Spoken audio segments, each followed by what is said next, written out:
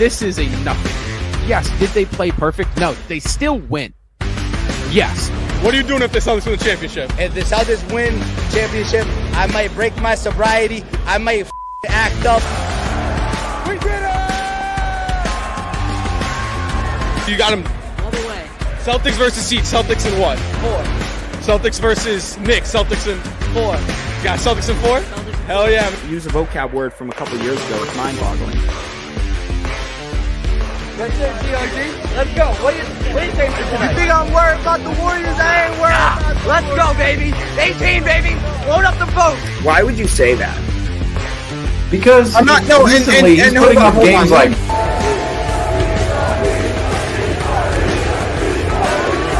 above our head for the players. literally right now.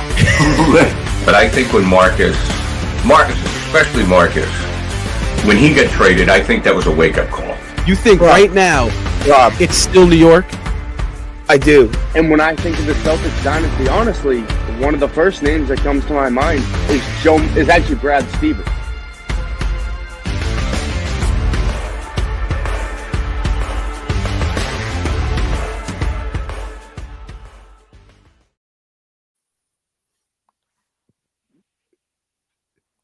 Starting, folks. Starting now. Jamie should have seen James and I's face at the exact same time as we forgot. That's on me. How's it going, everybody? Well, sorry to start all you guys, but guys, That was correct. We're starting now. no fake news. No fake news. No fake news. Guys, the vibes are high here. Celtics, they've won 4 straight, and we're starting to feel a little bit better about this team, guys. Welcome back into the Celtics Talk Weekly post-game show. I'm your host, Robbie Tame. We got a packed crew tonight. Join with me is Nick Franco, Zach Hollingborg, a.k.a. the Celtics fan page, Randy Elfman, and Seamus Zarlingo. Guys, the Celtics tonight, will they bounce back yet again for their 4th straight win, 112-105 against the Cleveland Cavaliers on the road? The Road Dogs, guys, are showing out yet again. Celtics now 36-15 on the season, 4.5 games back out of first place. That is Cleveland. Guys, you know the drill here. Celtics, obviously a much needed win. We talked about this kind of this week transpiring up until this game. We had this one bookmarked. Thoughts, reactions, takeaways, guys, from what I consider a very impressive win. One of the bigger wins of the season. They really had to come off hot this stretch, and we started talking about this a few post games ago while the inconsistent stretch was going on. We saw what was coming up for the Boston Celtics. They had a few easy wins earlier on in the stretch, and you saw them be able to get past the challenges of the 76ers, Philadelphia, and the injured New Orleans Pelicans, but being able to get over the Cleveland Cavaliers, who have been carrying that number 1 seed, really was a big testament to the Celtics really regaining their status as the number 1 team in the NBA and being the contending champions. It was never a comfortable game. Cleveland was really be on the Celtics the entire game, really making them uncomfortable. Darius Garland and Donovan Mitchell both having incredible games, but you saw the Celtics be able to really control the end of this game, and after Cleveland made their final push to come back, and it was just a great all-around win, especially with the competition you were facing. We're back, folks. We're back. We asked this against Toronto. We're back tonight. We are back. I'm sorry, but 4 straight wins for the Boston Celtics.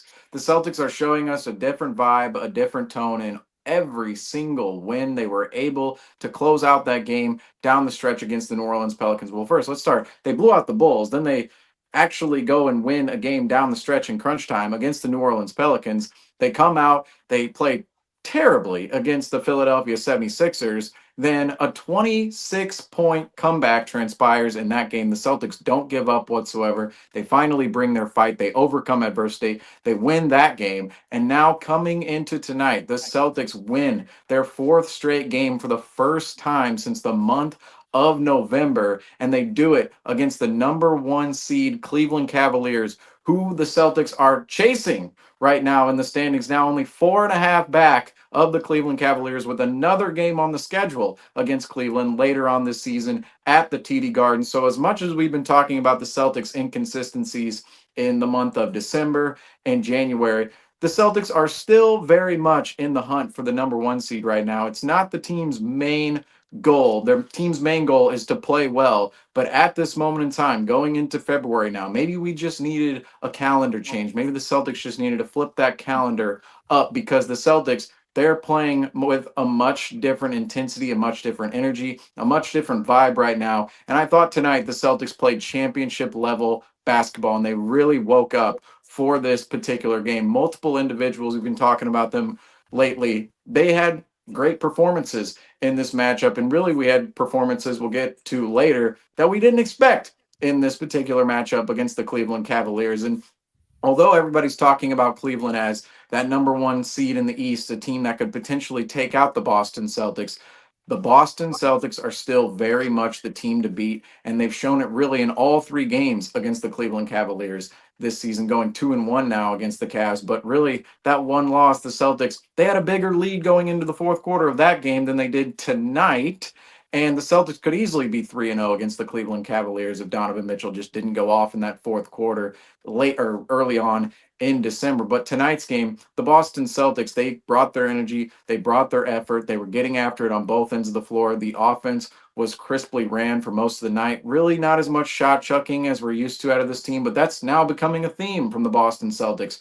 Really, they're not trying to jack it up anymore out there. And defensively, I thought too, that is really where we wanted to see the team turn the corner. They did that tonight, came out, only held the Cleveland Cavaliers to 15 points early on. And the Cleveland Cavaliers, really, they based themselves within their offense. And you see here tonight on the bottom of the screen, only 105 points for the Cleveland Cavaliers. We're not seeing that very often out of Cleveland this season, and it was really because of Boston's defense and their ability to stymie everything the Cleveland Cavaliers wanted to run in this game. So great performance by the Boston Celtics on both ends of the floor. And this was really, if we're going to mark a Franco, I'm gonna come across the border here. I'm gonna use a banned term. If we're gonna point out a turning point right now, no, he's no, don't get out that cat mask. That's the real punishment here. But I swear, if we are going to bookmark a turning point in the season, this little stretch here could certainly be it going into February, going towards All-Star break, and then coming out of All-Star break. If the Celtics can keep this momentum going,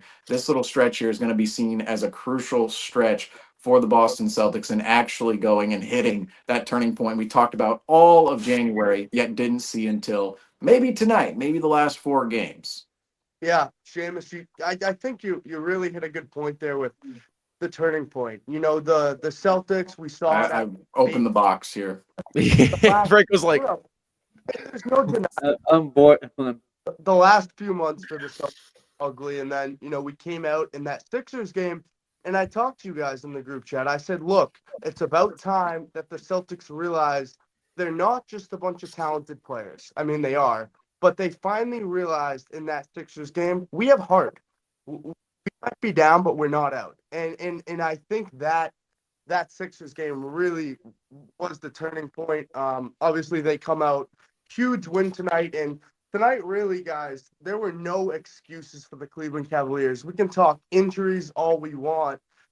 Tonight, a full, healthy Cleveland Cavaliers team, a full, healthy Boston Celtics team. It was great. It was a great basketball game.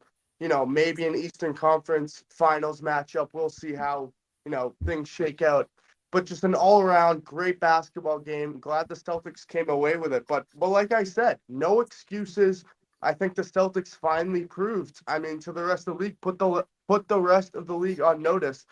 The Celtics 5 starters, the Cavaliers 5 starters, they really don't have a chance when it comes down to Celtics versus Cavs. The Celtics starters are just straight, plain and simple. They're just a better, more chemistry, a better team than the Cleveland Cavaliers. You look up and down the roster, right?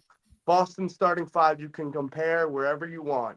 The Celtics starters clear the Cavaliers starters. You look up and down the bench, and I was talking to Justin a little bit about this, right? It feels like those random guys, Sam Merrill, Dean Wade, they're always just having their best game against this Boston Celtics, just drilling the threes.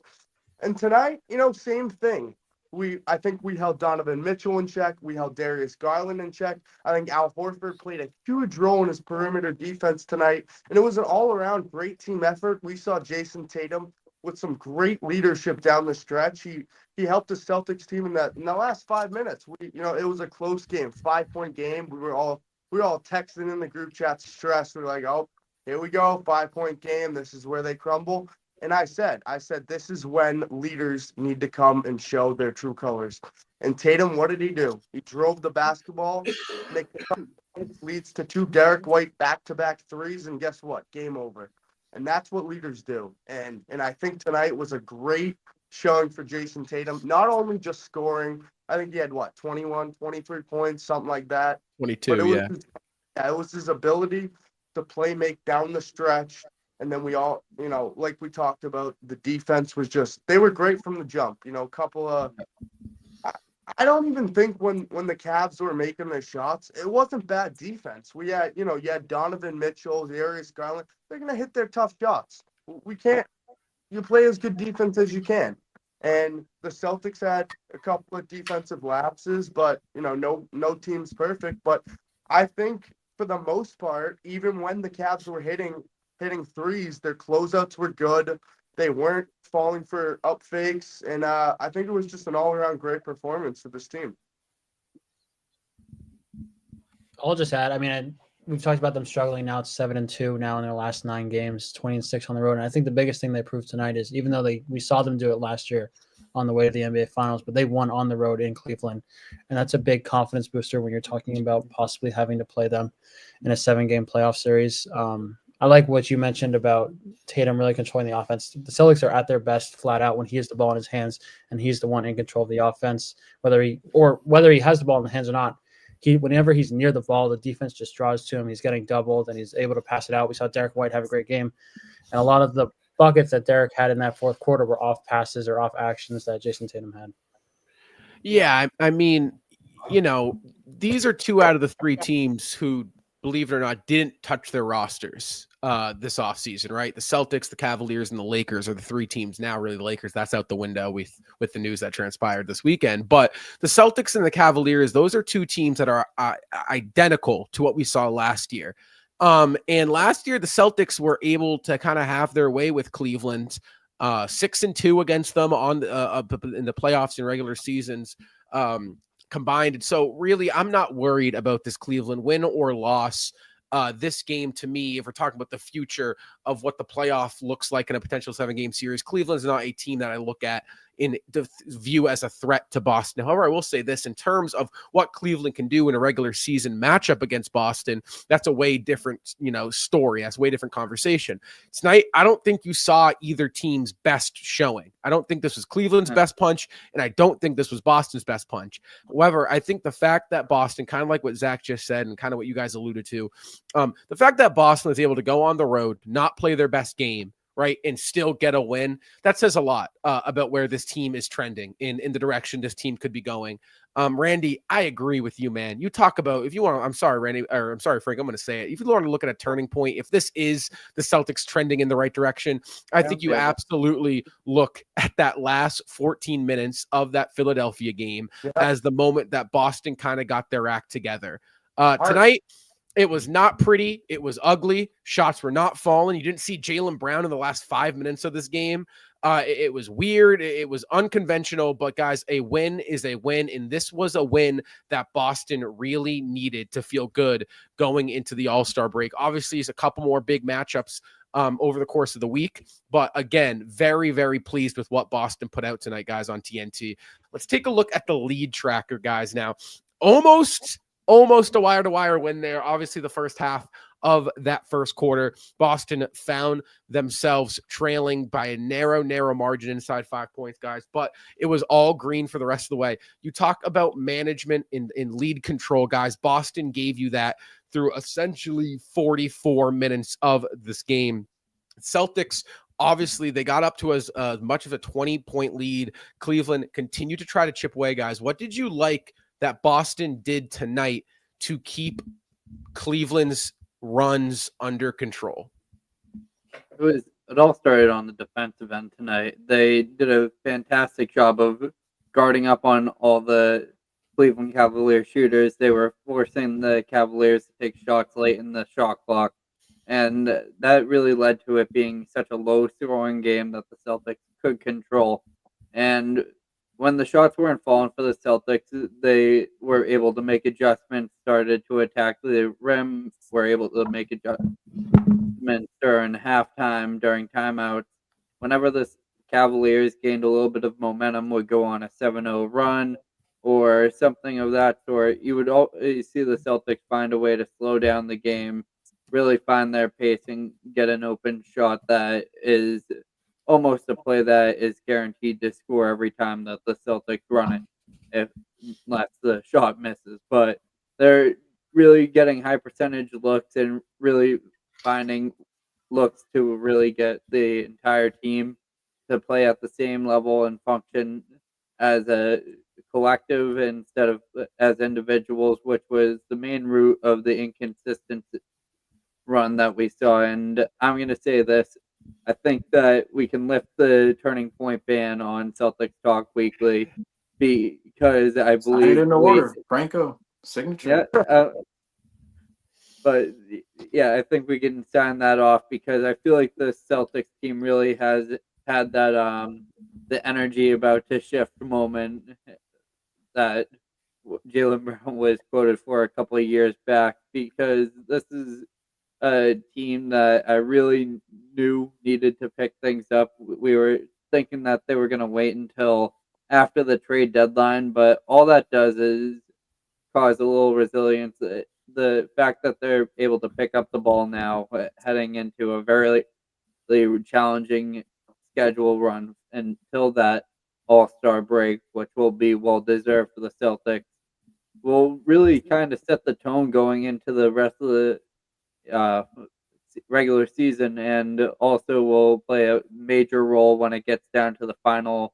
10 or so games where you really want to make sure your stars are well rested heading into the playoffs, so you can have those nights that you can have Tatum or Brown really take a rest and not have to worry about, oh, we are losing out on the second seed if we lose this game. Well, in tonight's matchup against the Cleveland Cavaliers, and we've kind of been talking about this, about the Boston Celtics for the past month. They have the talent. They have one of the best rosters in the league. They're not waking up to play every single night. The Celtics brought their effort tonight, and when they do, they look like a much different basketball team. But specifically talking on this matchup between the Celtics and Cavaliers at the top of the Eastern Conference, in which could be, you never know, could be a conference finals matchup, could be, we're hoping, not a second round matchup. Maybe the Cavs fall to 4. That would be nice. Maybe that happens later on in time. But regardless of when the Celtics and Cavaliers, if they ever do meet each other in the playoffs, this matchup for the Boston Celtics should be a matchup they win every single time. Now, that's not realistic in basketball, of course, but at the same time, you look at all of the different mismatches the Celtics actually have an advantage in out there on the floor. I thought that was the biggest factor in tonight's game, and it's been the biggest factor between the Cavs and the Celtics all season long. Without a hot shooting moment from Donovan Mitchell late in the fourth quarter on December 1st against the Cavaliers, the Celtics are 3-0 against Cleveland this season. And you look at all the roster for Cleveland, you look at all the players for Boston, ultimately Boston can guard every single player the Cavs have. And the Cavs cannot guard every single player the Boston Celtics have. You see on the floor Darius Garland, Georges Niang, Sam Merrill, guys like that, Max Strus, even Karis LeVert at times. All of those players are players the Boston Celtics can go out there and hunt defensively. And even talking on a player like Darius Garland, he can get his offensively, but defensively, Darius Garland, the Celtics are going to pick on him a lot. And in terms of the bench, too, for the Cleveland Cavaliers, there are guys off the bench that they rely on who ultimately the Boston Celtics can pick on. And the biggest mismatch the Celtics have out there on the floor in terms of their advantage in mismatches is Jason Tatum. He was picking apart those mismatches all night long. And that really was the difference in the fourth quarter a lot of the times, because ultimately Derek White, you see him on the top of the screen, but Derek White does not have this type of performance without the help of Jason Tatum tonight. Jason Tatum, regardless of his stat line, he was phenomenal within the playmaking aspect of the game of basketball tonight against the Cleveland Cavaliers. He's been phenomenal as of late, and he's really ascending to a new level within his career that we really have not seen before. His patience, his ability to draw defenders over to himself, his ability to kick out and make the right decision every single time, his ability to go downhill and really put all the eyeballs onto himself. Jason Tatum is reaching a whole new level, and he's bringing a different dynamic to this Boston Celtics team, particularly in this matchup against the Cleveland Cavaliers, where there's a lot of players on the Cleveland Cavaliers who, oh yeah, they're good offensively, but ultimately, if the Boston Celtics, they kind of slow the game down a bit, comes back into the half court, there are a lot of players on the Cleveland Cavaliers, the Boston Celtics want to pick and hunt. And ultimately, on the other end of the floor, the Cleveland Cavaliers, they're two scoring guards in Donovan Mitchell and Darius Garland. You have Holiday, you have White, two all NBA defenders on those guys, and you feel comfortable within those matchups. And really, it's kind of funny watching the game, because when the Cavaliers are trying to commit to a switch, or rather get a switch on another player aside from White or Holiday, when Mitchell and Garland are out on the floor, it's a switch on to, oh, Derek White. It's a switch on to, oh, Tatum. Oh, it's a switch on to, which Tatum, they're not trying to switch on to a lot at all. It just kind of happens within the flow of the defense. But also Kristaps Porzingis out there, and even Peyton Pritchard, he had his little moments down the stretch, I thought, of phenomenal defensive play. And even though he's a smaller player, he can really get after it defensively. Really, the only player on the Celtics roster that the Cleveland Cavaliers can go out there and hunt is Sam Hauser. Outside of Sam Hauser, they're looking at guys like maybe Al Horford, but Al Horford was phenomenal tonight. We've seen him, of course, in the this past month. Not just, we talked about in the past with Al Horford, but really this past month, he's been phenomenal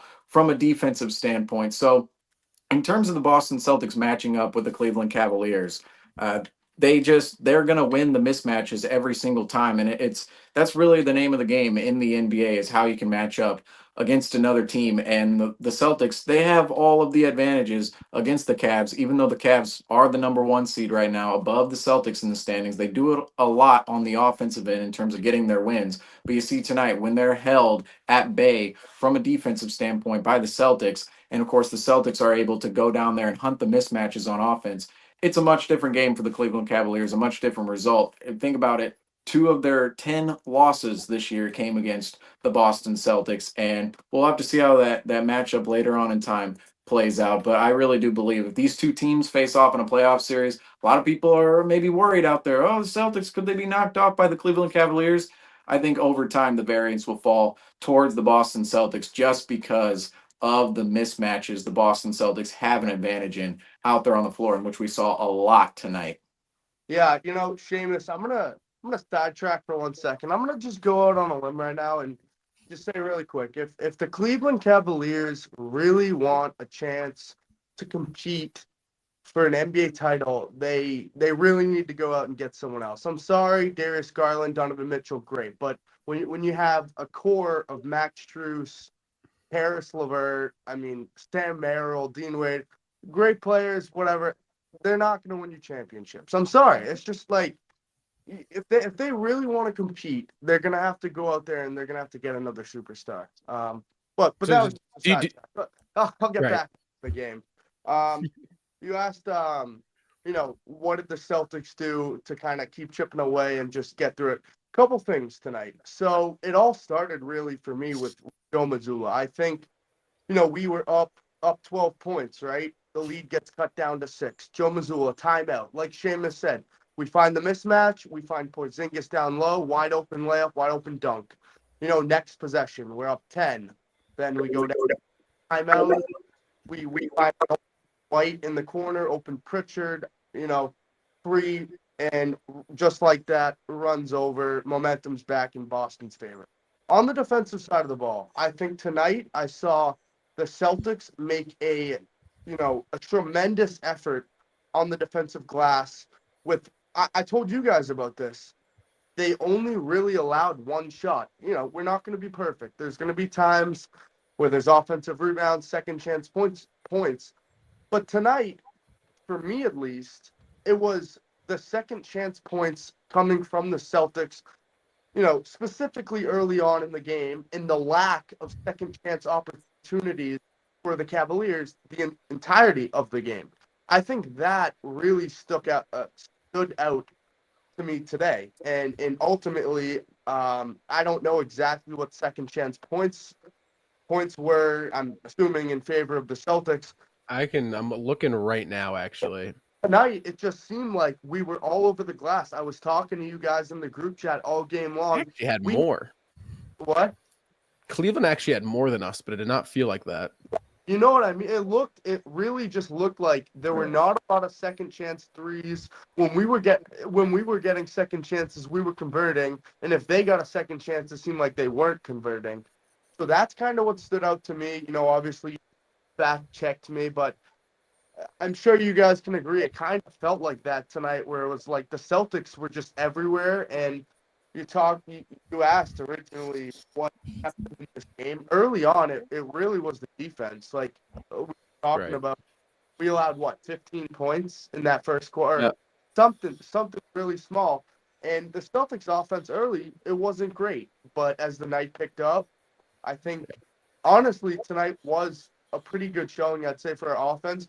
I think we had a good balance tonight of threes, points in the paint. We were getting to the line a lot, getting downhill, and just making the right play. But, Rob, you were talking about how you didn't think tonight was a good offensive outing. I honestly disagree. I think that tonight really showed, like, our threes were falling. We were hitting threes. D. White hit some. Pritchard hit some threes. Had some ISO jack-up threes. But we also got down low. We were getting to the line. I remember this place stood out for me specifically. Late in the game, things were going not great. I think we were up 6 points. Drew Holiday posts up Evan Mobley and gets the foul, and ultimately we go up 8. We know how the rest of the game goes. But it was just, I think, right play after right play after right play, and not forcing. Like just an all-around game. We didn't seem to force too much. Right. I don't disagree necessarily. I thought it was an ugly game in terms of the shot, not necessarily the shot quality, but the shot making. I mean, if you go down the starters were just atrocious in terms of their field goal percentage tonight. I mean, Tatum tonight was 7 of 23. Brown, he had a good game, 7 of 12, 7 of 20 from Porzingis, 1 of 6 from Holiday. No,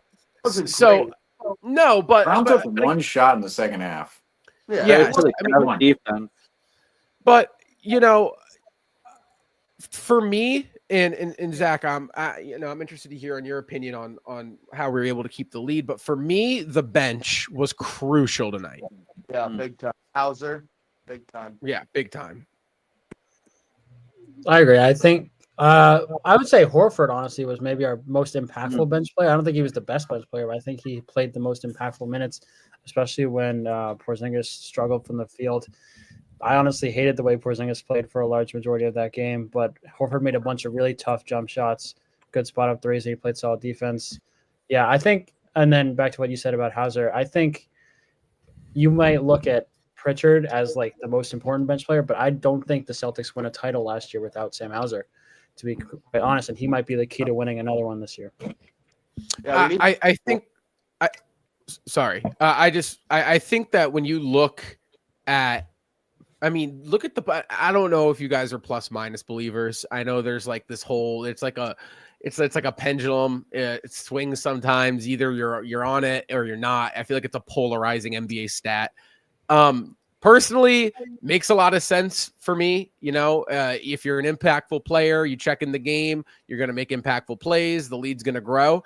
Tonight, Horford plus 19, Pritchard plus 19, Cornette plus 10, Hauser plus 18. Look at the starters. Holiday minus 10, White minus 11, Porzingis minus 2, Brown minus 9. Tatum was the only starter that was positive, and it was just plus 1.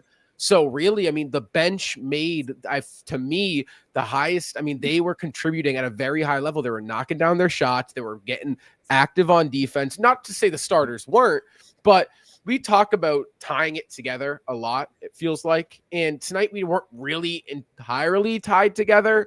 But, to get the whole – it's very rare you see the whole bench unit impact a game like they did tonight. Normally it's like one or two guys, right? And normally it's like Pritchard gets you 18, or Hauser's giving you 12, or Cornette's coming off and giving you his little 10 and 7, or Horford's giving you 4-3. Right? It's never really like here's Al with a double-double. Here's Cornette making some big-time plays with a steal and a couple buckets. There's Hauser with a couple steals and a couple. It was a full effort out of the 4 bench players tonight, guys. And I think that was, when you really look at it, I mean, that was huge to get your bench up and playing on the road against the number 1 seed in the East. I mean, championship stuff from the bench tonight.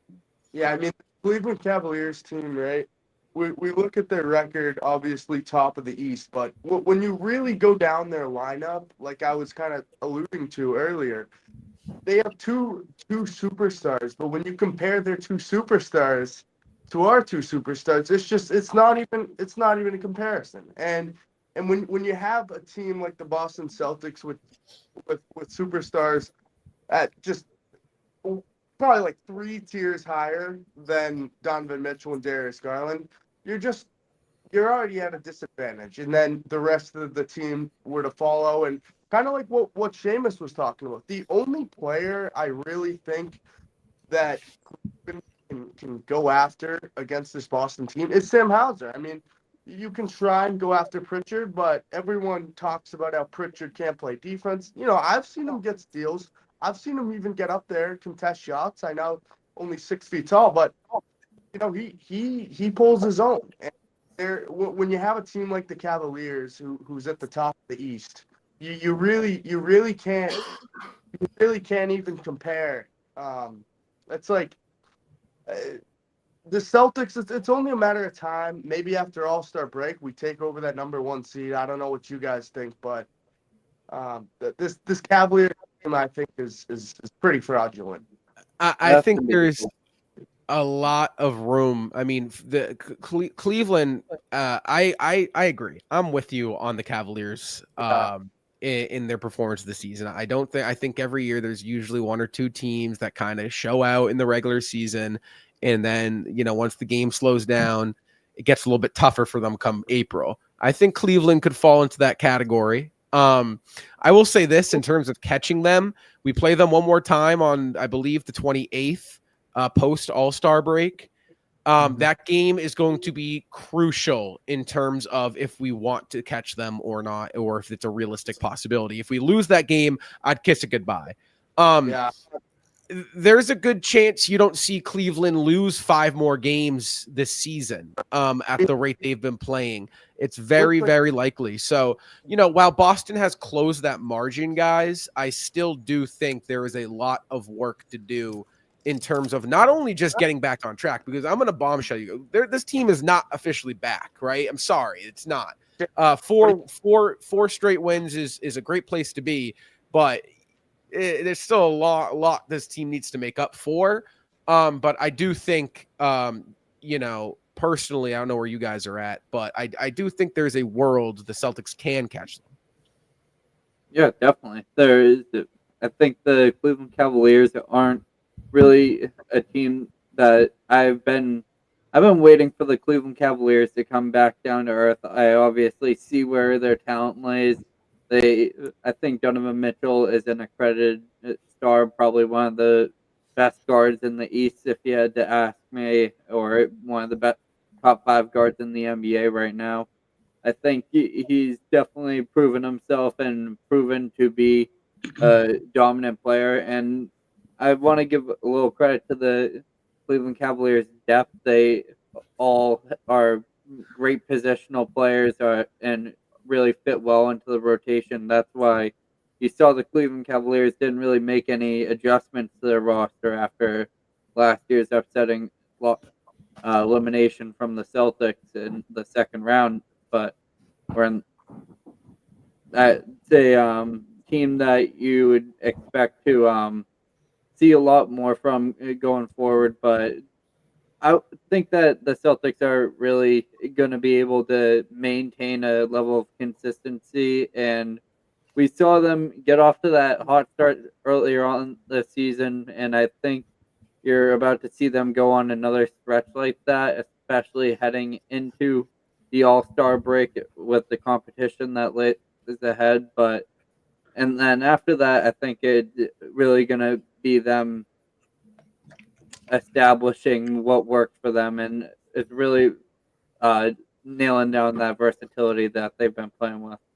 Yeah, I'm gonna go back Franco- to I'm gonna go back to us catching the Cavs. We have our strength of schedule left is 476, so that's a 476 winning percentage. Cavs is 491, so they play a little bit of a tougher schedule than we do. We obviously play them one more time. They have the Grizzlies twice, the Knicks 3 times, the Pacers twice, Clippers twice, and the Bucks once. Those are their toughest opponents. And then we have OKC one more time. Obviously, we have Cleveland again, Memphis once, the Knicks 3 more times, the Nuggets once, and the Lakers once. So I think those 7 or 8 games is really going to decide who's the number 1 seed. I mean, I feel like I keep on reiterating myself, but I'm going to just keep saying it, right? This Cleveland Cavaliers, they're not winning anything unless they do something. They're just not. Someone clicked the Orlando Magic, I think, win before the Cleveland Cavaliers. Well, with the core group the Magic have, I think they're more talented than the Cleveland Cavaliers. They have more depth. They have a better bench. This Cleveland Cavaliers team has 2, arguably all-stars, 1 definite all-star, and then Garland, who's, reserve, whatever. But you need more than that to win in this league, and they've been a second round exit. Well, let's focus on the Boston side of this though, because I will say though the Cavs side is important too, because I'm going to agree with Randy on the fact that I don't think this Cleveland Cavaliers team is going to win anything this year. They remind me And of I think it's going to be up to us in order to stop that. I And agree. That's why I think this conversation is kind of important. But literally looking at the Cavaliers, they lack versatility across the board. Yeah. They do. Franco talked about versatility. The Celtics have it. The Cavaliers don't. They play that double big lineup with Evan Mobley and Jarrett Allen. Well, we were playing Jason Tatum on Evan Mobley tonight, and Evan Mobley, he shot 3 of 14 from the floor and wasn't impactful whatsoever for an all-star. And then look at their bench. If you want to switch it up a little bit for the Cleveland Cavaliers, who's coming off your bench? You have LeVert, Niang, Ty Jerome, Sam Merrill. Those are all guys who ultimately the Boston Celtics feel 100% comfortable mismatching with either Brown or Tatum and just completely going to work every single time. And that's ultimately why I believe the Cleveland Cavaliers at some point in this season, later on in time, no matter what record they achieve, if they're ahead of the Boston Celtics, behind the Boston Celtics in the standings, I think the Boston Celtics will beat them in the NBA playoffs. The Celtics will beat the Cavaliers in the NBA playoffs if another team doesn't beat the Cleveland Cavaliers first. But it's all about the mismatches and matchups out here. And the Celtics, they have them against the Cavs. And that's why I think right now, I agree with you, Rob, that, okay, the team, I came in here saying we're back. We are back from a standpoint of we're putting wins together finally again and not just going back and forth. But at the same time, the Celtics, they really have to go further into their schedule and do this time and time again. But I also thought tonight's game showed us a lot from the standpoint of the Celtics. If they want to get up to play, they will. We've seen that recently from the team. But secondly, the Boston Celtics, they're just a better equipped squad in terms of their roster versatility than every other team across the league. And that's really what's going to play to their advantage against any team they face in the playoffs, especially this Cleveland Cavaliers team. I think if you're a Cavs fan tonight, you're looking at this matchup going, okay, we know we're a better squad than Boston in terms of record, but are we really on the court? They beat us twice this season, could have beat us 3 times. I'm not so sure of that. Yeah, I'll also add, like, one more thing real quick, right? It's a perfect time for the Celtics to be heating up, and it's a really, really bad time for this Cavaliers team to, start going ice cold. And I'll let you take it from there, Zach, but it's a bad time for the Cavs to get cold.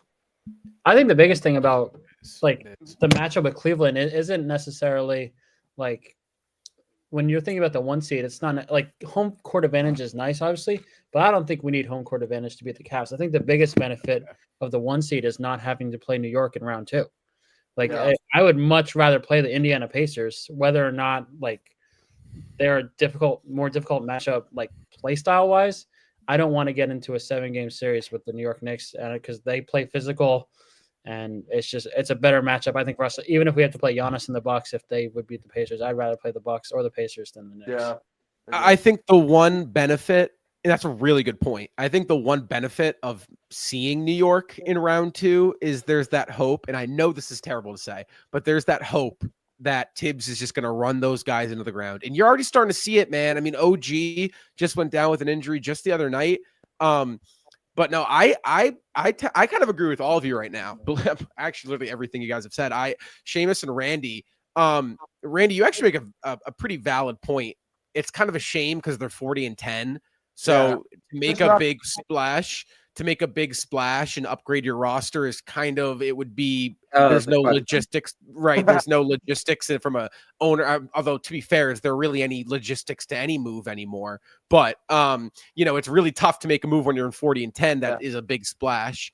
When I look at this Cleveland, if I'm looking at the Cleveland side of things, right? Again, this is the exact same roster you lost 5 games to Boston last year in the NBA playoffs, right?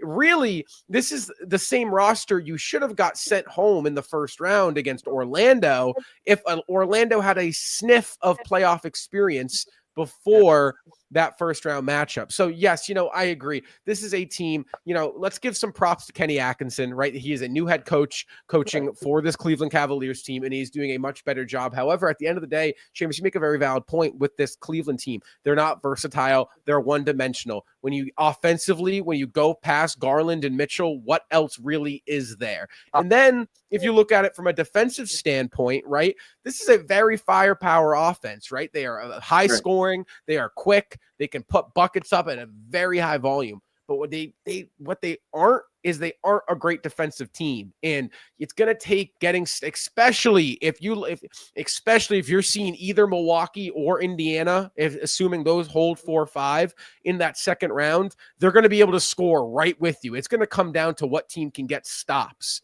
in the thick of it. So, while this Cleveland narrative is nice to, talk about against Boston, they have some real work to do in terms of getting to the conference finals if they want to see Boston to establish first. So, I think that tonight was kind of a reminder of that. Well, hold on, pump the brakes, hold up. We still have the champs. We're still the team to beat. Cleveland, let's hold back a little bit, So definitely, I think a reality check, a come back down to earth game for Cleveland guys. But I do want to talk about Derek White tonight. Before we talk about Derek White, I just want to give a quick shout out to the sponsor of the post-game show, SeatGeek. Guys, SeatGeek has you covered for all live events in your area, especially, guys, the Celtics. They're heating up, and there's no better time to go watch them in the TD Garden or an arena close to you by using SeatGeek. Guys, at checkout, use code Celtics Weekly for $20 off your first purchase. Link in the top of the description down below. Huge shout out to SeatGeek for sponsoring this post-game show this year, guys. Derek White tonight. Guys, it's safe to say D. White might just be back. I'm not going to say the Celtics are back, but I might say Derek White is back, guys. Tonight, Derek White in this win over Cleveland, 20 points, 5 rebounds, 2 assists, 3 stocks, guys. 14 of those 20 points coming in that fourth quarter. Obviously, he got 7 straight there for the C's. Guys, I want to read out a stat here. So this is the first time the Celtics have won 4 straight since November 13th and November 29th. Right?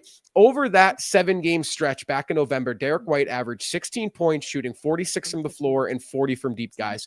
Over this 4-game stretch, Derek White is averaging 19 points, shooting 52 from the floor, 49 from deep. Guys, Seamus, Franco, we've talked about this last post-game show, Zach and Randy. Derek White, it feels like, is the floor setter for this team. Derek White is going to set the line at how good they are. Guys, when you look at D. White, also shout out Justin Turpin for the stats. He has, if you're not following him on X, go follow him. He has everything. If you're a Celtics fan, content creator, whatever you are, go follow Justin because he has the best stuff. So shout out Justin. But guys, when you look at Derek White, it feels like is really in my opinion, the most important piece to this puzzle. Tonight and recently, you're starting to see that with D. White. What is he doing? Is there a change, or is it as simple as just his shots are falling? Yeah, I think right now for Derek White, you know, we talked about this the last few months for D. White. It looked like he almost didn't ball when he was shooting. He was like almost like praying, like, please go it. Like he just completely not confident, was out of sorts. And I think right now what we're seeing is a more confident Derek White. And a more confident Derek White, what do you know? The Celtics go on a 4-game winning streak and are playing some of the best basketball in all season. And that's a lot of credit to him, but a lot of credit to players around him. I talked about Jason Tatum all game long making the right decision. And a lot of these threes tonight were fairly open. He did have a couple jack up threes, but you know, that's the rest of the Celtics. They love to do that. But for the most part, you know, Randy's been itching to use that phrase tonight. Yep. Randy has been. He came in itching to say it. Seamus got them all riled up. He had a couple. He had a couple that was jacked right up there. But there was not so much jacking tonight. No jacking tonight. You're watching way too much. Stop. You got to stop watching too much Seamus, man. And clock, a couple that he had to force. No big deal. Yeah, no big deal. But what stood out, right? 6 of 12 from 3. And the fact he even shot 12 3-pointers, I don't care how many went in. That shows, you know what that shows? That shows confidence. And you know what Derek White hasn't had the last couple months? Confidence. And when he's confident, he goes 50% from 3. And that's what he did here tonight.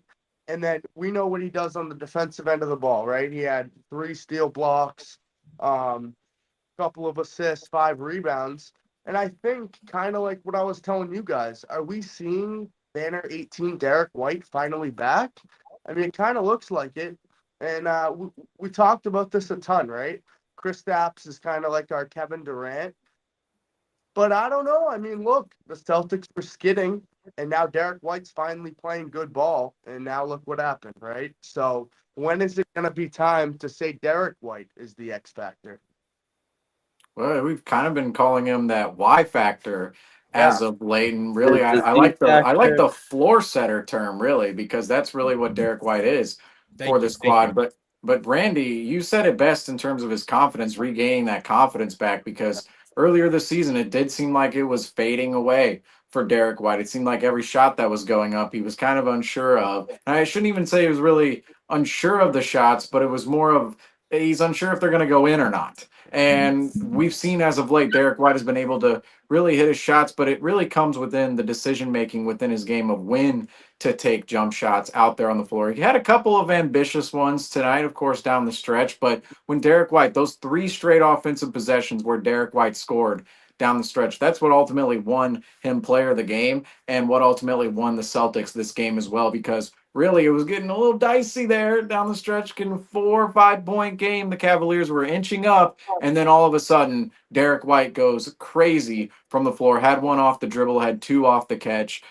Those weren't jacked, though. They weren't Derek White jacking out there. We didn't see any of that tonight at all. And Derek White, really, the entire game, I think he was phenomenal from a defensive standpoint as well. We talk about a lot the offensive end for Derek White's game because, he'll be putting up 6 points. He was, it's even in the first half tonight, he was 1 of 7 in the first half of this ball game, then comes out in the second half and he was 6 of 7 in the second half, and it just completely changed the game, flipped the game around. But we've been talking more about what Derek White, in terms of his numbers, they looked more like what he did in the first half tonight in a lot of games. And he came out into the second half and really had himself a night, but it really came on both ends of the floor for Derek White because he was out there guarding either Donovan Mitchell or Darius Garland all night. And that's really big. That's a really huge assignment for the Boston Celtics. And whoever's going to defend those guys, they're really going to have to bring their A game. And Derek White, when he's assigned with that particular matchup, he's going to have to go and really perform. That's what he did tonight. It's really what he's been doing entirely as of lately, because the last really 4 or 5 games, Derek White There's no waning from Derek White. We saw in the first half tonight, it wasn't all great, but the second half really made up for that. The Mavericks game as well looked like this, where in the first half, Derek White wasn't all there. But I thought his energy and his intensity was there against the Mavericks, particularly on the defensive end of the floor that first half. Offense wasn't there, but it came around in the second half, and he really won the Celtics, gave the Celtics that big lead, that 25-point lead in that game. So Derek White, that floor-setting presence, that's perfect. It's a perfect term for Derek White, and it's really what he's been doing with this club as of late. And I really do believe that is why the Celtics are really starting to turn around their plays, because they're getting great play out of Derek White. His decision making, his patience with the ball, and just everything that comes with him on both ends of the floor. The Celtics have been finding tremendous impact out of Derek White as of late, and they're going to need this type of Derek White in the playoffs, because he was a huge factor in the Celtics going out there and grabbing banner number 18 last year in the playoffs. Really, his entire career, it felt like, was leading up to that playoff moment where he played some of the most phenomenal basketball of his career. And this year definitely fell off in the months of December and January. But in terms of Derek White being back, we are seeing the Derek White that the Celtics need in order to go back to back this season. He was an absolute merchant tonight from off of Jason Tatum. Yeah, Jason Tatum was really tilting the court away from him, and usually when Tatum is the one handling the ball at the top of the key, usually the guy who's guarding Derek White is the one who's slipping off and shadowing the guy who's on ball with Jason Tatum, and that usually leaves Derek White to be the extra guy on the court, and leaving him open at the 3-point line is something that the Celtics have grown extremely confident in doing, and also really try to set up a lot of the time, because he's one of the more active players on the Celtics roster off ball. You'll be able to find him on offensive looks. He's usually the one to be standing in the corner ready for the kick out on a second chance point or a second chance attempt after an offensive rebound. You'll really get to see him on at full effect when they're also attacking on ball and having to pressure the ball handlers, especially when you're facing off with Darius Garland and Donovan Mitchell. They really had to play tight defense, and they also were able to force 10 steals through today's game with the stock exchange, Drew Holiday and Derek White. They did a great job of almost maintaining those guys and making their lives a little more difficult, and which led to them having to rely on the guys we've listed before, the other guys in the rotation for the Cavaliers, Evan Mobley and Max Bruce, and that's something that the Celtics will count on all day, and that's all accredited to Derek White and his performances he's had recently. I mean, honestly though, like, just real quick, is it time to start considering Derek White a top 3 defensive guard in the league right now? Is that crazy to say? No, really, like someone actually like fact check, like, is that crazy to say? Like Derek White a top 3 defensive guard in the league, right? I mean, getting continuous 2 to 3 steal blocks to get, I mean, right? I think there's no question he's the most versatile guard defender in the league with what he can do. But I mean, no, I mean, in terms of, no, I agree. I don't look at, I mean, you look around the league. I mean, Lou Dort is one that comes to mind. Keon Ellis out of Sacramento comes to mind. Obviously, Drew Holiday, Marcus Smart. Yeah. There's Jalen Williams has been doing his thing too in Oklahoma.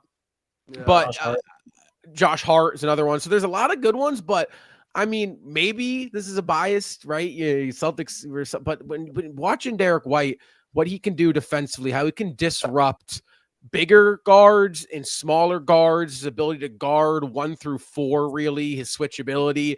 Again, the versatility. He can guard downhill. He can guard on the break. We saw him tonight alter that Donovan Mitchell fast break with that block. I mean, he really, I mean, no, Randy, I don't think that's crazy to say at all. I mean, what he can do defensively is really, really unique. Well, because here's where I kind of stand with Derek White, right? When he was really providing much offensively the last months, beginning of the season, what really stood out was he just consistently was playing good defense. And I think that is, I talked about, oh, maybe we should get Pritchard in the starting role instead of White or Holiday or something. But what I really think kept Derek White in there was his defensive ability. He brought it every night on the defensive side of the floor. Even when his shots weren't falling, he maybe even didn't look confident out there on the offensive side of the ball. But his defense kind of just stayed dynamic throughout, even in the beginning months of the season. And that's where I think I don't want to say he's an underrated defender, but when I feel like non-Boston fans look at defensive guards, do you really think of Derek White? Really? Yes. Yes. Honestly, Derek White, in terms of his defense, that's part of why he was traded to Boston in the first place, because his offensive game in San Antonio, it didn't include a lot of scoring, but it included a lot of ball handling and playmaking within that offense and really off-ball movement as well. And that's what we saw a lot out of Derek White too, is just the off-ball movement, the ability to really float into the right space in order to find that open three. He's been doing that a lot lately. He's done that a lot with the Celtics squad over the past 3 years, but really defensively is what we traded for Derek White for. His offensive game too, don't get me wrong, that was certainly something that came with him, but defensively, that's what we really learned. That's really what I believe Brad Stevens looked at trading for Derek White, because Derek White could be the offensive player he is now alone. And I don't think that would have really tilted the scales for that trade 3 years ago. I think Brad Stevens, I don't remember who mentioned it on Postgame the other night, but we were talking about how Brad Stevens, he kind of has this archetype of player he looks at and goes, well, okay, if you can't defend, or you're not switchable and you don't have that versatility out there on the floor, whether it's within your offensive game, being able to shoot the ball, handle the ball, or even on the other end of the floor defensively, if you're not able to switch, the Celtics aren't going for those type of players. And really, if you're wanting to construct a good NBA team, a championship level teams, especially around Brown and Tatum, you have to have guys in which can defend either 1 through 4 or 1 through 5 and can hit the 3-point shot. And Derek White, of course, does both of those things out on the floor. I really don't think if Derek White, if he was not the defensive guard he is right now and was 3 years ago when the Celtics traded for him, I don't think the Celtics go and move Josh Richardson, Romeo Langford, and a 2028 or 9 first round pick, either one of those 2 years. I'm sure the Celtics, we're well later on in time, we're going to miss out on the next Victor Wembanyama. All these clips are going to be hilarious looking at it in time. But hey, we won a championship, so it doesn't really So matter. won't the Mavericks. So Honestly, that 29 Lakers pick though with Luka on the roster, I mean, ooh, wow, sure, it's going to be amazing. Top 5 pick. Seamus, the thing that really kind of stands right now for Derek White, right? We know he didn't offensively play very well the first couple months of the season, and now he's kind of got together, right? And how much credit is not only Jason Tatum for playmaking, but just the belief in the rest of the team. Look up and down the roster. Look at Joe Mazzulla. Look at Brad Stevens. They know they got their guy, right? Everyone has their slump, but a 2-3 month slump, that what does that do to your confidence, and what does that do to the rest of your team's confidence in you as a player? And I think right now what we're seeing is Derek White kind of he's a product of the rest of the team right now. And I think up and down the roster we don't know what's going on behind closed doors, but I can almost guarantee you up and down the roster, from Luke Cornett to Sam Hauser to the superstars and Tatum and Brown, and all up and down that roster, all they've been doing during that little big offensive slump that Derek White's had, has been giving him confidence. Keep shooting, keep getting open, keep running the floor, keep spacing, just keep doing your thing. And honestly, I think that is probably the biggest reason Derek White's confidence still stayed where it is right now. But I'll add on to that too. That also shows the maturity of this squad and the fact most of the squad, if not all of the squad, is really in their primes right now. Because a team in their prime is really the only team that's able to do that. A younger team, they're going to have issues in which, if you have, say, Tatum or Brown, say they're younger in their careers, right? Maybe Derek White goes on a little bit of a stretch in which he's slumping.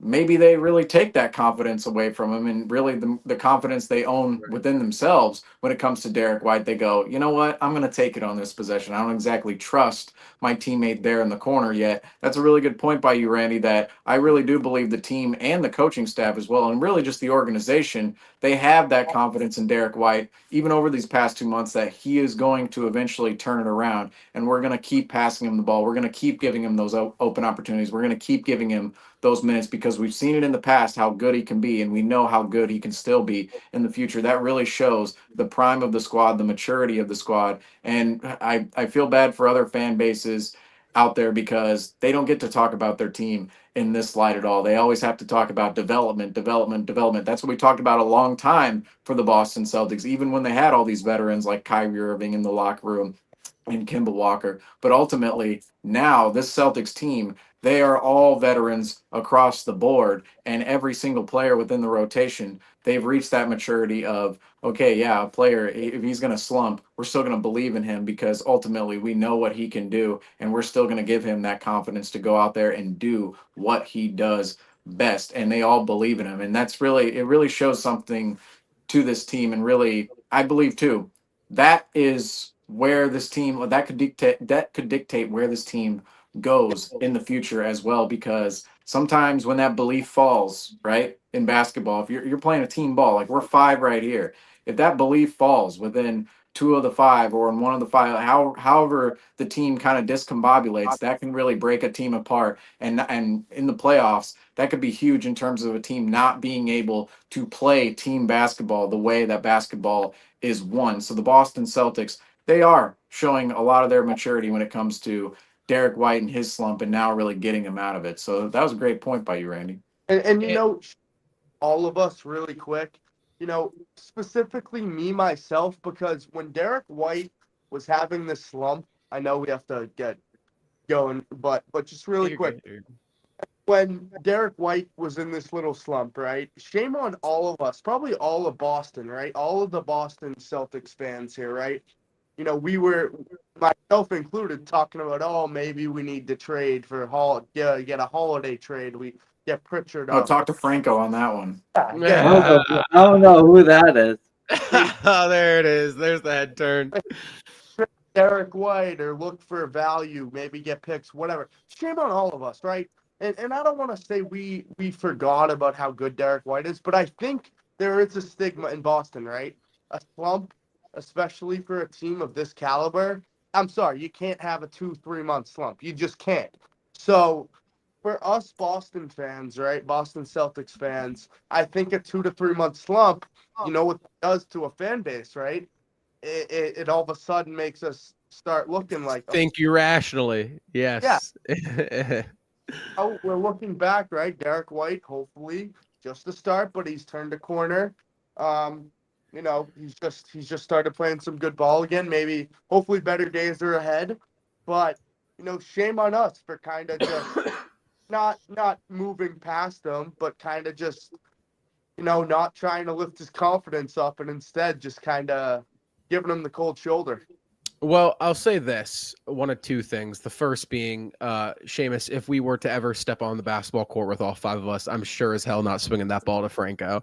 What? The second one. Wow. The second. Look, that was 3 years on We're not varsity. mature enough as a team yet. That was 3 years Perfect on example. varsity, man. Come on, I averaged 14. I'm joking. I'm joking. Points. But the second one, in terms of Derek White, and in terms of really the stigma around Boston and in the fan base, it's absolutely there.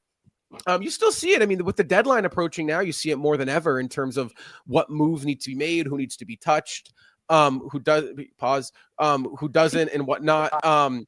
Didn't say that. But who needs to be moved and what and not. But yeah, listen, everyone has their moments, right? We saw Kristaps have his moment. But you know, for me, it's like the thing is that like you can't move any of those top 6, 7, 8 guys, right? They are coming off an NBA championship. This team could be, quite frankly, call me crazy, they could be 500 right now, right?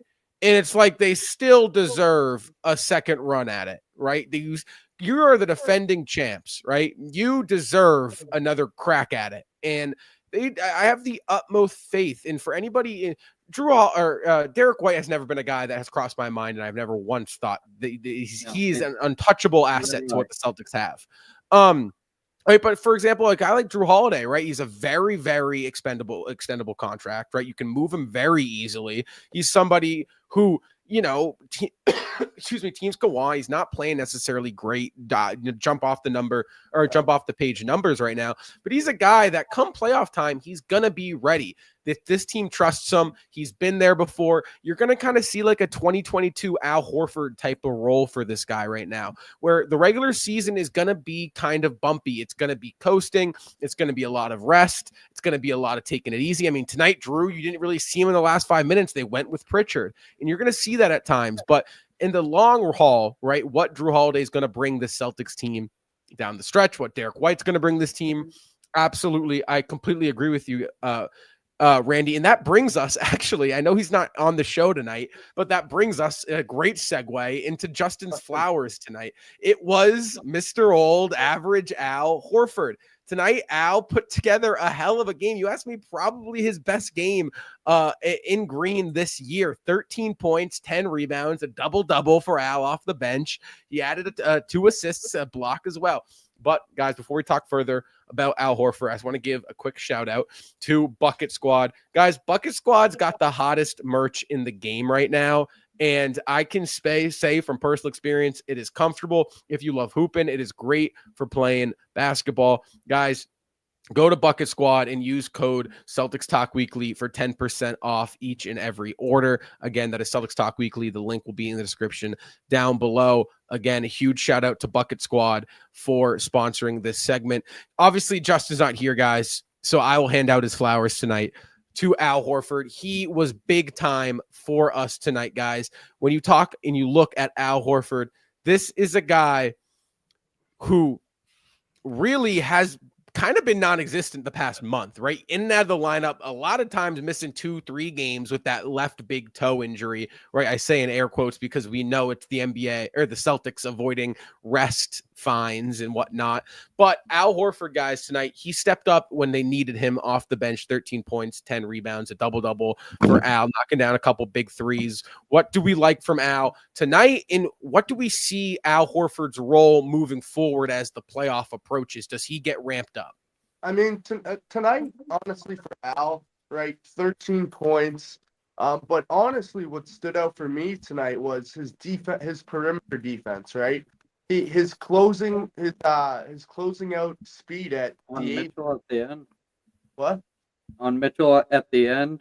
Yeah. It's throughout the game, right? He's one of those players. He's getting up there, right? He's going to get criticism. Is he still fast enough? Can he still get down low? Can he still play defense? And I think the answer is still yes. And then we'll jump to the offensive side of the ball, right? He was shooting contested threes off of great passes, right? But he was hitting tough shots. And it was shot after shot after shot. And Al Horford was just he was up to the task tonight. And I talked a lot about his perimeter defense on Garland down the stretch, on Mitchell down the stretch. And I think that's what kind of stood out to me the most. Not even we know what he can do on the offensive side of the ball. He's been shooting threes his entire career. He's 40 years old. He's been shooting threes his whole career, right? And now he gets into his older days. Hopefully he can still give us those 10 to 15 point games once in a while here and there. But what really is going to take us from here to here is if he can guard guys like Giannis, like Joel Embiid, if he ever plays, like Jokic, right? The first round. Not offensive ability, right? I think honestly right now, Al Horford is one of the only guys actually in the league that I can confidently say I would feel pretty good about him going one-on-one with Giannis, and that's because I've seen him. He stands his ground. He doesn't just get bullied around by Giannis, just getting dunked on, right? Like all these other centers. He stands his ground. He's strong.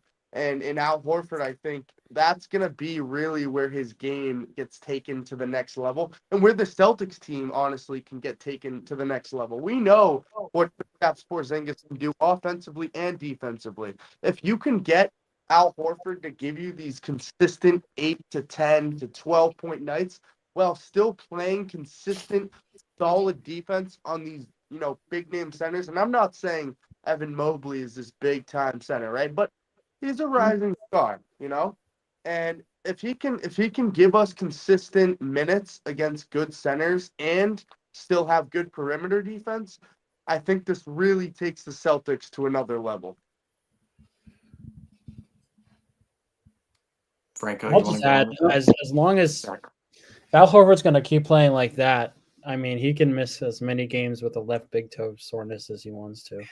Right. Big toe soreness. Yeah, we call in air quotes big toe. Guys gonna after that, like Justin said, he might be on games. I don't know. I don't know. We have to be able to take whatever we can get out of Al Horford at this point in time in his career, where I'm grateful that he's able to still play at the level he is, and he knows when he really needs to bring the intensity on the court. During the Celtics slump during January and December, you saw Al Horford really not making the shots that we're accustomed to him making, open corner threes, being able to get open on the pick and pop, but it started to really open up for him now, and it's really just the presence that he brings to the court that really helps this team.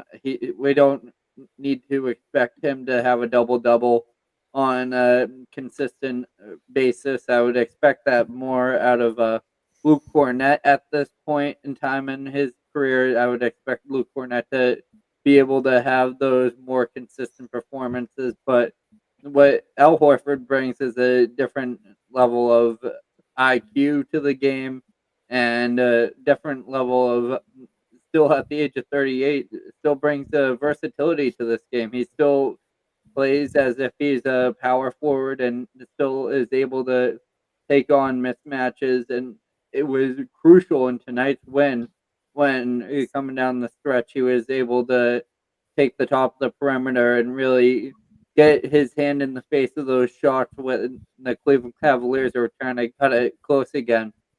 And I think if we're really, I know Al Horford still has another level, and if all praises go to him, but I wouldn't be surprised if after this season he feels accomplished enough, hopefully with confetti coming down around him, to say that was it, and because this is his final year on contract with the Celtics, so he would either have to be renegotiated if he were to come back. But what a great performance from Al Horford. I can't say that we're expecting it on a nightly basis, but when we can get it, it's really a treat at this point. And going on to the playoffs, we're going to really need those types of moments, because he's, after Pritchard, really the main guy you can rely on for the Celtics when it comes to scoring on and on the offensive end.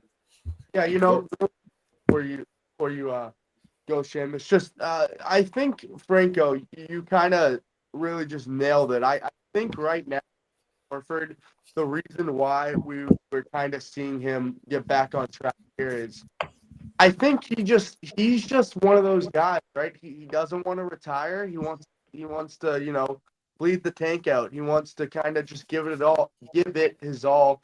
And I think he's one of those players. He's just an all-around competitor. He doesn't want to hang him up, and he just wants to give everything he has until he can't give anything anymore. Well, yeah, Al Horford, Franco mentioned it. This could be his farewell season. It could very well be Al Horford's farewell season. I don't think we're honing in on that point every single game, which, of course, Al Horford doesn't always put up stat lines that we go and talk about Al Horford out there on the court, because he's really just a consistent presence both defensively and offensively. If he's hitting his three-point shot, he'll put up a couple points up there on the board. If he's not usually he's not typically a huge scorer. And at this point in Al Horford's career, he's certainly not what he used to be for the Boston Celtics in terms of being that low post passer, that low post scorer, and really that versatile pick and pop center. But now he's really he's almost a forward. He's not he's a big man in terms of the defensive end of the floor, but offensively, he's really a forward because they stick him in the corner a lot. They stick him out on the perimeter, and that's where Al Horford typically lives. And I think really we saw in December, Al Horford, he had one of the most terrible months of his entire career from the 3-point arc and into January. He hasn't made a huge impact. Well, now we're into February, but last month in January really hasn't made a huge impact from the offensive end of the floor. But when he is hitting those 3-point shots, like we saw tonight, there were a couple that rimmed in and out and went in for Al Horford, and really that corner three. Every time I see him shoot it in Cleveland, I think, oh, that's just not going in. Finally had a couple of those go in tonight. And Al Horford, if he's really scoring, on the offensive end of the floor, that is going to be a huge boost to the Boston Celtics and their bench, because really Al Horford defensively, that's where most of his game comes with the Boston Celtics. On the offensive end of the floor, anything he's giving you there is really just a little bit extra because he's not really involved in the entirety of the offense. He's really just standing in the corner for most of the time. And we saw tonight, he was able to give that offensive presence. He really hit the boards, really made an impact in terms of the Celtics in the rebounding battle tonight. The rebounds were huge for the Boston Celtics against the Cleveland Cavaliers. And Randy, you mentioned the second chance points, and yeah, we lost that second chance point battle at the end of the day, but we won the offensive rebounding battle by 1. And for most of the game, the Celtics were actually dominating in that category. And Al Horford had something to do with that in terms of rebounding on both ends of the floor as well. So Al Horford, tremendous performance from Al tonight. And really just lately, Al Horford, not talking about him a lot because he doesn't put up scoring numbers every single night and doesn't fill up the stat sheet. But defensively, this does not look like a 38-year-old player, folks. Al Horford, he deserves way more praise for what he's doing at the age of 38 than he gets from around the league, because defensively, he's matching up with some of the best bigs in the NBA right now, and even some of the best forwards in the NBA at times when he's switched on to those players. And even when he's switched on to a guard at certain times. We saw it against the Golden State Warriors. I really keep going back on that matchup because he was just lights out in that game against the Warriors when we were holding him down only 39 points in the first half of that game.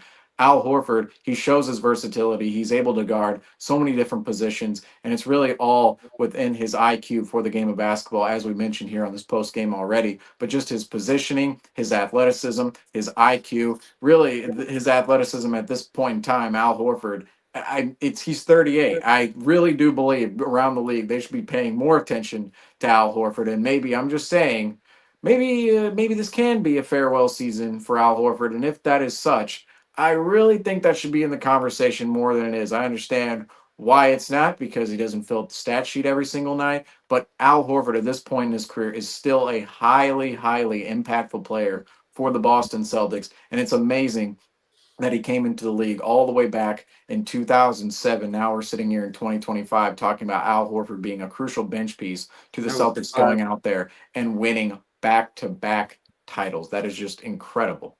Yeah, I mean, and you know what? I hope I can still even play rec ball at 38 years old. I know, right? Forget that. I mean, to think about what LeBron's doing at 40 is just ridiculous. But you know what? Also, shout out Luke Cornett and Nemias Queta for allowing Al Horford to rest his body this season. How many times since the second stint that we traded for Al have we been praying and begging for somebody to step up and really allow him to treat his body and not exude himself so much in the regular season? And finally this year, since Porzingis has returned, assuming Porzingis can stay healthy, knock on wood, but Al has really been able to kind of pick and choose. And I think you're going to see Al, and I said Drew Holiday as well, really pick it up, in the post All-Star break and once the playoffs roll around. And I think that's an underrated look at a player really who could turn it up and help out the Celtics team come playoff time is Al, because you're starting to see him get more rest this past 2 weeks, 3 weeks. You haven't really seen him much playing. He's really picking and choosing when he's playing. And I think with the performances of Cornet and Keita guys has become huge to allow Al Horford to do that, because he has not been able to do that a lot in his second stint here in Boston. Yeah, I think Cornet and Keita, you know how big I am on Neemias Keita. Oh, yeah. Now, Dustin is on Luke Cornet, right? So I'm not going to back down from this opportunity.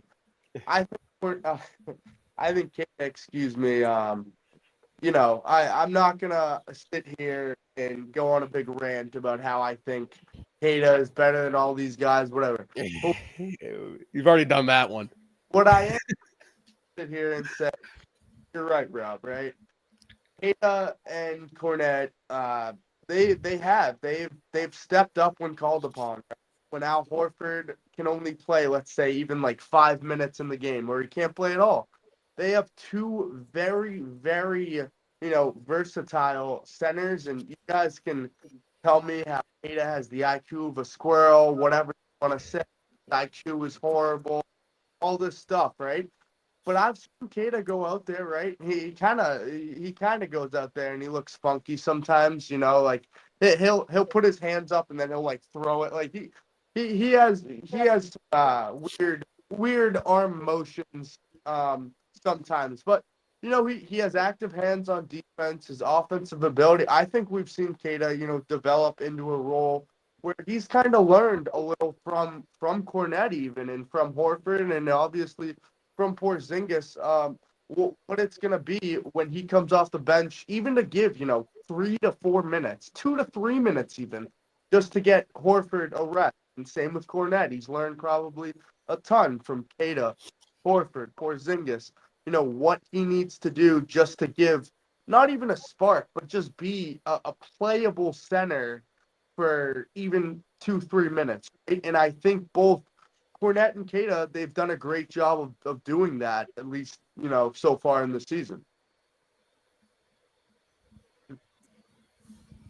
Well, even speaking more so on Al Horford real quick, I think Al Horford deserves a lot of credit for developing other players around him within his Celtics career, because he's done this really all the way back, going back to 2016. And there was a little stint where he wasn't with the Boston Celtics, but really think about Aaron Baines, Daniel Tice, think about Luke Cornet and Keita today as we're talking about. Some of these big guys next to Al Horford, they've really been able to improve their game, specifically on the defensive end of the floor. And I really do believe it's because there is a brain in the locker room like Al Horford, and really somebody like Al Horford who's setting the example. And Al Horford, not only from the defensive side of things on how to play within the game, but really just, we talk about, this has been a huge conversation around the NBA as of late, conditioning apparently, because other superstars around the league just can't get it right. But Al Horford, he really has gotten his conditioning right within his NBA career, because to be playing at 38 years old right now, you have to be conditioned, you have to be in shape,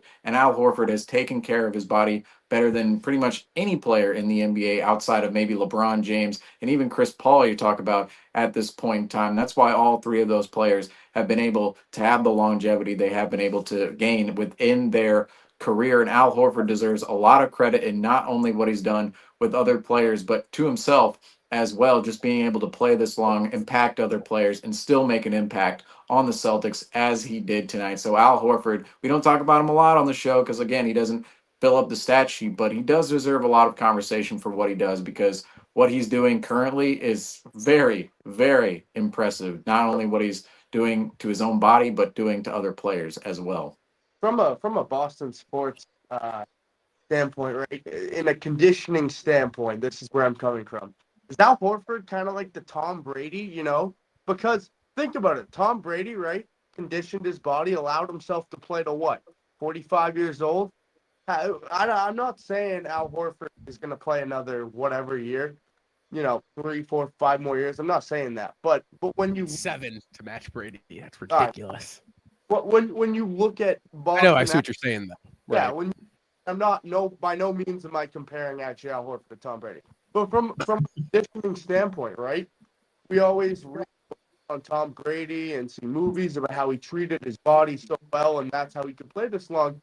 And I mean, at what point are we kind of going to dig deeper into what is Al Horford doing, kind of health-wise, eating-wise, conditioning-wise, that is allowing him to still play at this high level that outside of LeBron and maybe, Steph Curry, what other athletes past 38 are still playing that high of level in the NBA?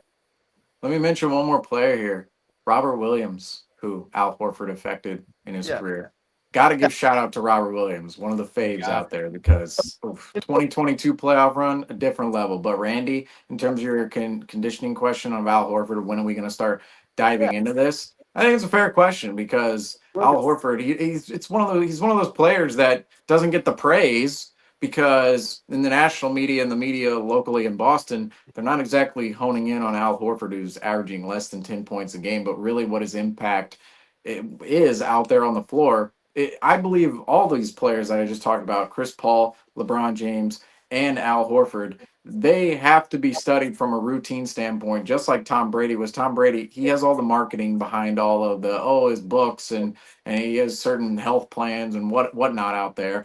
But in basketball, it's harder to have that type of longevity, in my opinion, because football, a lot of stoppages in football. If you're a quarterback, you're protected. You're not always hit all the time. You don't have to run. You don't have to run up and down a court. You don't have to defend multiple positions.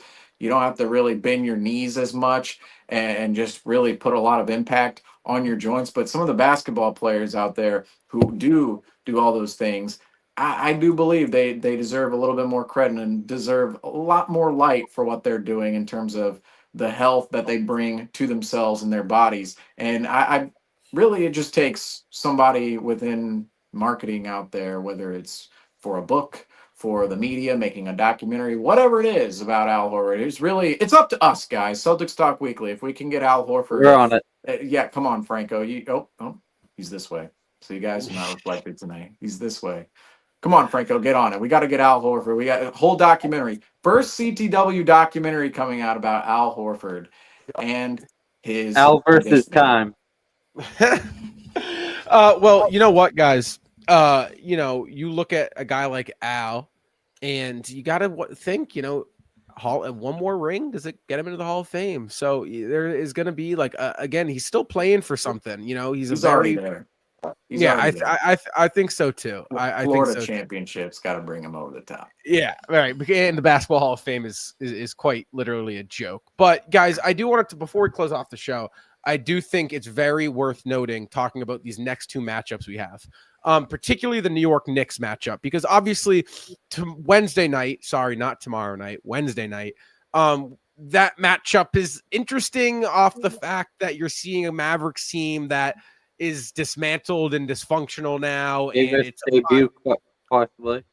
Yeah, so but probably not at the same time, and it's supposed to be this high volume and high matchup, NBA Finals rematch. It just kind of feels like it's a shell of what it's supposed to be. But guys, that Friday or Saturday night, Saturday night, what are we dealing with here? Saturday night. Okay, Thursday and Saturday. Okay, yes. Saturday, God, I can't get my days right. Saturday night. It's not a thing on this show. It's not. Same days of the week. It's Celtics are playing or they're not. That's literally that's how I view my week. Saturday, you got the New York Knicks on the road, and that's another big matchup, guys. So, obviously, Celtics have won 4 straight here. It looks like they're starting to pick up some steam. Are both of these wins necessary for this team moving forward as the All-Star break approaches?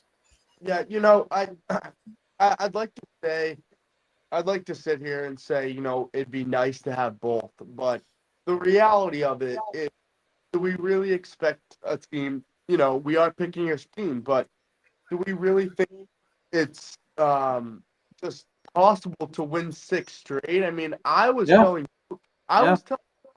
you, Rob, right, that we needed a stretch that, we go 9-1 or 10-2, just a good stretch, right? And I think, right, a 5-1 stretch is good. Obviously, I think a 6-0 stretch is much better. But really what I'm looking at these next couple of games is, yes, I would love to win both. But can we continue to play the right way? Can we not shot duck? Can we go to the hole? Can we get to the free throw line? Can we get out and push the ball off of a miss? Can we get out transition defense? And ultimately, yes, those will win games. But, two tough tasks coming up. And honestly, I hope to go 2-0 in the next two and 6-0 in, 6 games. But I just want to play the right basketball. I want to play the right brand of basketball, and I want to keep getting keep getting this team going for post All-Star break.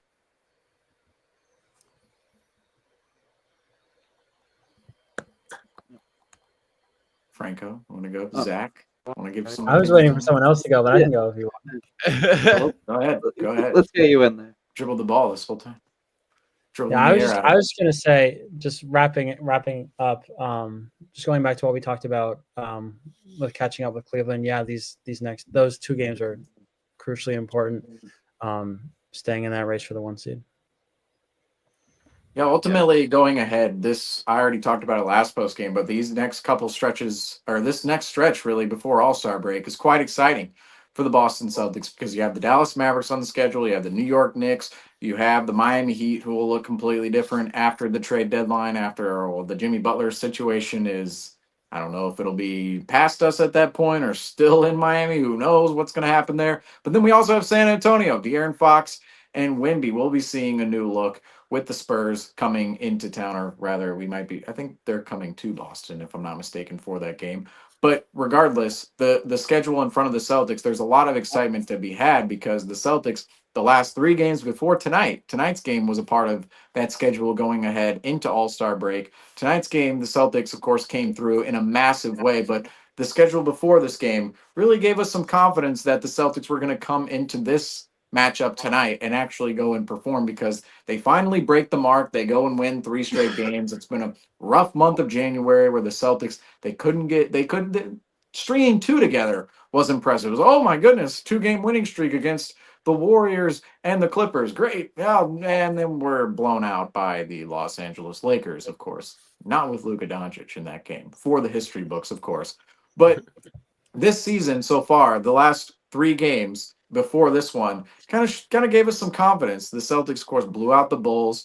They closed out a close game down the stretch against the Pelicans, and then they come out and show some fight and overcome adversity against the Philadelphia 76ers on the road. They go out, win 3 straight games. This one breaks a new mark we haven't seen since November. The Celtics winning 4 straight games, winning a huge one against the number 1 seed, the Cleveland Cavaliers tonight. But then going ahead, there's still a massive opportunity in front of the Celtics to go out and grab some really quality wins going into All-Star break. Really, the next 2 are the big ones. The finals rematch. I don't know. Justin kind of shut that one down last game. There's no more a finals rematch whatsoever. That one's just gone. 2024 finals is in the books officially. But after that, you have the Knicks, which that'll be a huge night. Anytime the Knicks and Celtics face off, it's just a frenzy between the fan bases, and it's a fight ultimately.